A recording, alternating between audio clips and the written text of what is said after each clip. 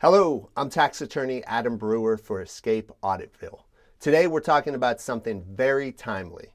What happens if you stop filing your federal or state income tax returns? Every tax year I get this question from clients, but usually it's my clients that have either very little income or maybe just income from Social Security, some source like that that maybe isn't always subject to tax. So again, not an uncommon question. What happens if I stop filing taxes? The difference this year is I'm hearing it from a lot of clients, family, friends asking me, do I even have to file a tax return? What happens if I don't file a tax return? So I wanted to take a look at that, really dig into what happens if you're one of those taxpayers that either has stopped filing a tax return or is thinking about not filing given the political environment we're in. So when we talk about not filing income tax returns, I think most taxpayers' first concern is, am I going to go to prison? And so the answer is no. Most taxpayers who stop filing or stop paying their taxes are not going to go to federal or state prison. There just aren't resources to house all the taxpayers that have stopped paying or stopped filing. And the reality is it's mostly a civil thing. You're going to owe money to the IRS or you're going to owe money to your state, but they're not going to lock you up and put you in federal prison. Really, the most likely outcome is the namesake of this page, which is audits. So you're going to be selected for an audit, or in this case, what they call a filing enforcement, which is essentially say, hey, we think you have to file a tax return. We didn't get the tax return, and so based on the information we have, we're going to file it for you. And so when they do that, they don't do you any favors, of course. They file it you generally as a single taxpayer, no dependents, no itemized deductions. If you have business income, they're not going to give you any business deductions. And then they're going to tack on penalties and interest. And so even in a tax year where maybe you were due a refund or you owed very little, you could end up with an astronomical tax bill. That's the most likely outcome if you stop filing taxes. So we talked about taxpayers who would likely owe if they don't file a tax return.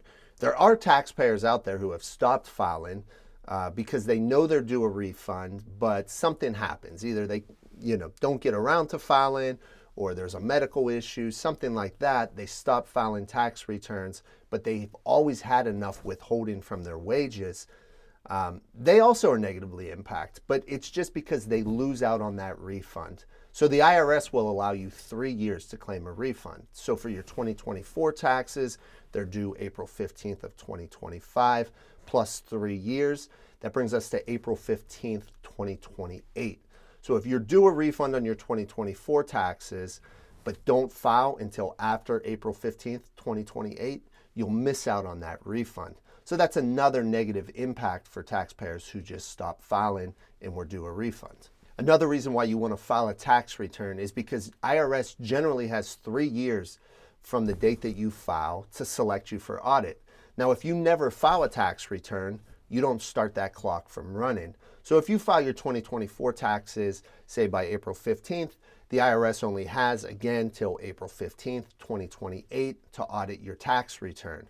But if you don't ever file that tax return, you haven't started the clock. And so theoretically, let's say there's a new administration, 2029, they decide, hey, we need a new, more robust IRS.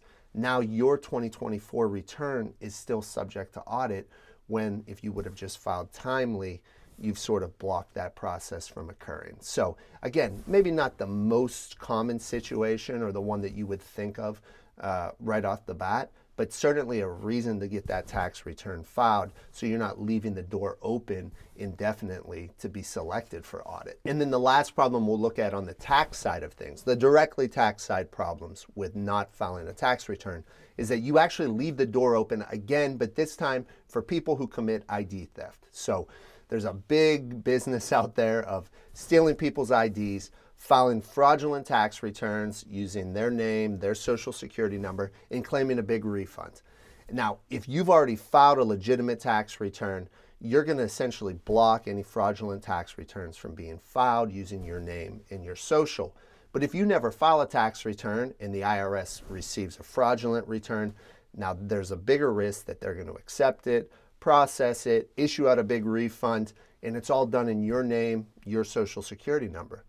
So if they ever catch up and say, hey, you know what, that was a mistake, taxpayer shouldn't have received that refund, now you're liable to try and make an ID theft claim. You're the one who has to take active steps to get that reversed and then to get your legitimate return filed in its place. That's certainly a big headache. Again, it's not the number one thing that would probably jump to your mind when you say, hey, maybe I don't file this year, but it's certainly a good reason to go ahead and just get your return submitted before someone else does it in your place. We've talked about the stuff that is directly tax related, the reasons why you should file your tax returns even in this environment.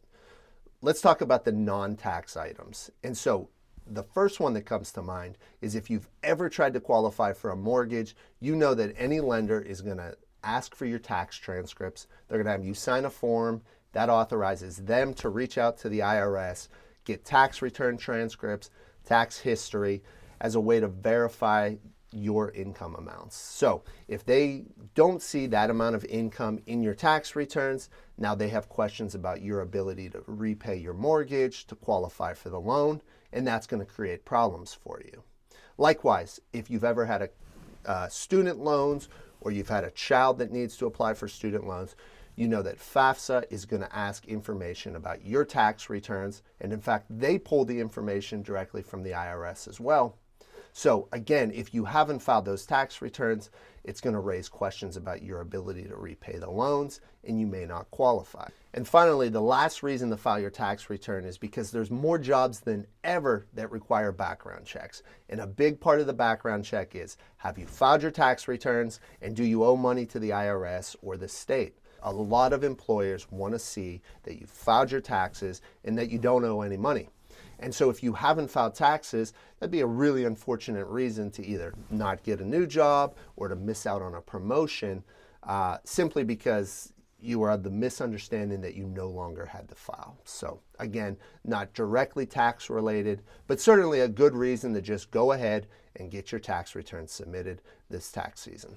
So to wrap this up, whether it's because of the tax reasons we talked about, audit, ID theft, missing out on a refund, leaving the door open for them to audit you in the future, or it's the non-tax reasons we talked about, that'd be qualifying for a mortgage, qualifying for student loans, or a background check related to your job. Really, there's 7 great reasons to go ahead and file your tax return. There's been no changes to this point with the IRS as far as staffing or tax rule changes that would justify you not filing a return if you always have and if you continue to have a filing obligation. So I hope that helped. I hope that clears up some of the misconceptions about whether you should file a return and really gives you a better idea of what would happen if you stopped filing your tax returns. Thanks.